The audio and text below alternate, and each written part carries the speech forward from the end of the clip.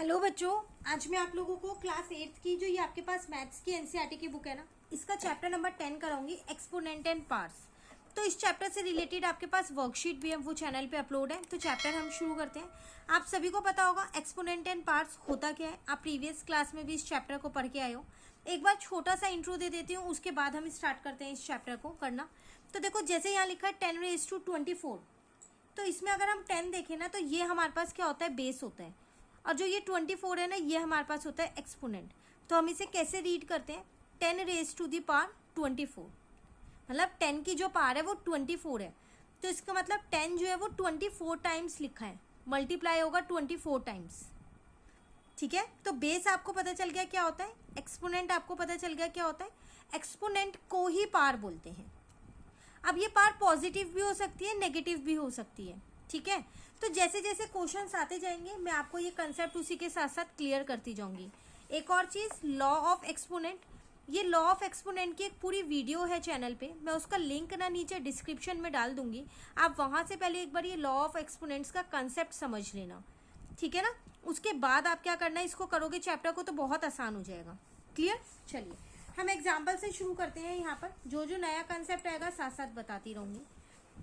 Example 1 में क्या कह रहा है आपसे, यहाँ पर फाइंड द वैल्यू ऑफ, आपको इसकी वैल्यू निकालनी है जो जो पार्ट दे रखे हैं। तो अगर मैं यहाँ लिखूं अपना एग्जाम्पल 1, तो फर्स्ट पार्ट है मेरे पास 2⁻³ तो देखो नेगेटिव, अभी मैंने कहा था जो एक्सपोनेंट है वो पॉजिटिव भी हो सकती है और नेगेटिव भी हो सकती है ना। ये नेगेटिव है तो इसको पहले पॉजिटिव बनाना पड़ेगा। हमेशा याद रखना, नेगेटिव पावर लगी होगी तो हम उसे कभी भी एक्सपेंड नहीं कर पाएंगे। तो अब इसे पॉजिटिव कैसे बनाए, इसको आप रेसिप्रोकल कर दो, 1/2⁻³ कर दो, तो ये पावर पॉजिटिव हो जाती है। मतलब अगर पावर नेगेटिव हो ना, तो बेस को रेसिप्रोकल कर दो, तो पावर अपने आप पॉजिटिव हो जाती है। अभी आपके पास लिखा है 1/2 इंटू में 1/2 इंटू में 1/2, तो यहाँ आ जाएगा 2 2 जा 4 2 जा 8, ये आपका आंसर। क्लियर हुआ। सेकंड पार्ट अगर हम इसका देखें तो 1/3⁻² है। अगेन पावर नेगेटिव है तो आप इसे एक्सपेंड नहीं कर सकते। अब रेसिप्रोकल करो बेस को, तो 3/1 की पावर 2 हो गया ना। तो 3 इंटू 3 और 1 इंटू 1, आंसर कितना आ गया, 9 आ गया। हुआ क्लियर एग्जाम्पल 1। चलिए एग्जाम्पल 2 में क्या कह रहे हैं, सिंप्लीफाई करना है, 2 पार्ट्स आपको दे रखे हैं। तो यहां लिखते हैं हम अपना एग्जाम्पल 2। फर्स्ट पार्ट है आपके पास -4⁵5 है और -4⁻10 है। अब इसमें लॉ ऑफ एक्सपोनेंट लग रहा है, वो क्या, जब भी बेस सेम होते हैं और बीच में मल्टीप्लाई हो, अगेन जब भी बेस सेम होते हैं, सेम है ना, और बीच में मल्टीप्लाई हो, तो जो ये पार्ट्स है ना, ये प्लस हो जाती हैं। अब बेस एक ही बार लिखा जाएगा। ठीक है, फिर बोल रही हूँ वो वीडियो जरूर देख लेना ताकि आपके ये कंसेप्ट क्लियर हो जाए। ये आ गया।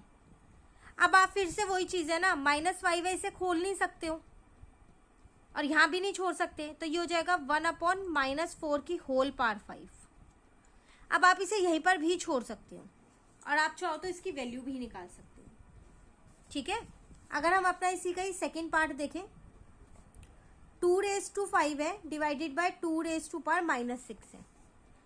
दूसरा लॉ ऑफ एक्सपोनेंट क्या कहता है, जब भी बेस सेम हो और बीच में डिवाइड हो, तो ये पार्ट्स माइनस हो जाती हैं। डिवाइड में माइनस होती है, मल्टीप्लाई में प्लस होती है। 5 प्लस यहाँ आ जाएगा -6, तो 5 -6, तो 2⁻1 आ गया, तो ये आ गया 1/2। नेगेटिव था ना, रेसिप्रोकल करते ही पावर पॉजिटिव हो गई। 1 पावर लगाओ ना लगाओ, बात एक ही रहेगी। ठीक है, चलिए एग्जाम्पल 3 में क्या कह रहे हैं, express 4⁻³ as a power with base 2। कह रहे इस पूरे को ऐसे एक्सप्रेस करो कि इसका बेस 2 हो जाए। अभी इसका बेस कितना है, 4 है, आपको 2 बनाना है। वो कैसे बनाओगे, देखो यहां पर 4⁻³ है, तो क्या मैं 4 को ये लिख सकती हूँ 2⁻2, क्योंकि 2 की पावर 2, 4 ही तो होता है, 2 2 जा 4। अब फिर लॉ ऑफ एक्सपोनेंट क्या कहता है, पावर के ऊपर पावर होती है तो मल्टीप्लाई हो जाता है, तो ये हो जाएगा 2⁻⁻⁶, जिसको आप लिख सकते हो 1। अच्छा, बेस 2 ही रहना चाहिए ना, तो अभी से ये नहीं लिखना, यहीं छोड़ना पड़ेगा, क्योंकि क्वेश्चन में कह रहा था बेस आपको 2 ही रहने देना है।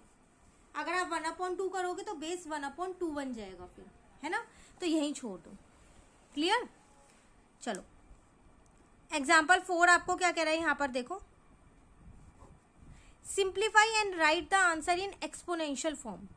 पहले आप इन्हें सिंप्लीफाई करो, फिर आंसर आपको एक्सपोनेंशियल फॉर्म में ही छोड़ना है, मतलब पार की फॉर्म में छोड़ना है। अगर हम अपना फर्स्ट पार्ट यहाँ पर देखें, 2⁵ है डिवाइडेड बाय 2�8 है कि होल पार 5 है, मल्टीप्लाई 2⁻⁻5 है। अगेन डिवाइड है, बेस सेम है तो पार्ट्स क्या हो जाएंगी, माइनस हो जाएगी। यहाँ पर 5 ऐसे ही रहेगा, 5 में से 8 जाएगा तो माइनस का 3, फिर पार के ऊपर पार मल्टीप्लाई होता है, अभी आपको यहां बताया था मैंने, तो 3 5 जा 15 हो जाएगा। फिर दोबारा ये बीच में मल्टीप्लाई और बेस सेम है तो पार्ट्स प्लस हो जाएंगी, है ना, प्लस माइनस तो माइनस हो गया ना यहाँ, फिर तो ये आ गया 2 की पावर -20, जिसको आप लिख सकते हो 1/2 की पावर 20। पार में ही छोड़ना है, एक्सपोनेंशियल फॉर्म में ही। ठीक है, नेक्स्ट पार्ट में आपसे क्या कह रहा है, सेकेंड पार्ट में -4⁻³ -3, 5⁻³ अब -5⁻³ मुझे सब में बेस अलग दिख रहे हैं, किसी का भी बेस सेम नहीं है कि मैं लॉ ऑफ एक्सपोनेंट लगा दूं जो ऊपर समझी है, पर सबकी पार सेम दिख रही है। तो जब पार सेम होती है ना, तो सारे जो बेस होते हैं उनको आप एक साथ लिख लो और पार एक ही बार लगा दो। ठीक है, अब 5 5 जा 25, इस माइनस से ये माइनस कट गया, 25 4 जा कितना हो जाएगा 100, 100 की पार हो जाएगी माइनस का 3, जिसको आप लिख सकते हो 1/100 की पार 3 पॉजिटिव बना के। तो जब बेस सेम ना हो पर पार सेम हो तो आप ये वाला लॉ ऑफ एक्सपोनेंट लगाओगे। क्लियर? चलो थर्ड पार्ट हमसे क्या कह रहे हैं यहाँ पर, 1/8 × 3⁻³ देखो 1/8 को 1/2⁻³ लिख सकते हो, क्योंकि 2 2 जा 4 2 जा 8 हो जाएगा, है ना। अब यहां देखो ये ऊपर जाएगा तो नेगेटिव हो गया, फिर दोबारा पार सेम है, बेस एक साथ रख लो। ठीक है, तो ये आ गया आपके पास 6⁻³ आंसर आ गया 1/6 की होल पार 3। हुआ क्लियर? चलिए फोर्थ पार्ट है -3⁴ × 5/3⁴। अब अगेन सेम, पार सेम है तो एक साथ ही रखोगे। तो ये आपका होमवर्क क्वेश्चन है, बिना आंसर देखे जल्दी से सॉल्व करके कमेंट करके बताइए इसका आंसर क्या आया। देखते हैं सबसे पहले किसका आंसर आने वाला है। तो आगे के जितने भी एग्जाम्पल्स हैं, अभी 5 6 7 तीनों और रह रहे हैं, इनको नेक्स्ट क्लास में करेंगे, फिर अपने ट्राई दिस एंड एक्सरसाइज को स्टार्ट कर देंगे। तो अगर आपको आज की ये वीडियो अच्छी लगी तो लाइक ज़रूर करना। आपको पता है इस चैनल पे एनसीईआरटी के सारे सॉल्यूशंस मिलेंगे, plus extra questions and worksheets मिलेंगी जो ऑलरेडी अपलोड होनी शुरू हो गई हैं, तो आप उन्हें भी कर सकते हो। ठीक है, तो वीडियो अच्छी लगे लाइक ज़रूर करना, फ्रेंड्स के साथ भी शेयर कर देना इस चैनल को, और आपने नहीं सब्सक्राइब किया तो आप भी सब्सक्राइब कर लेना। Thank you.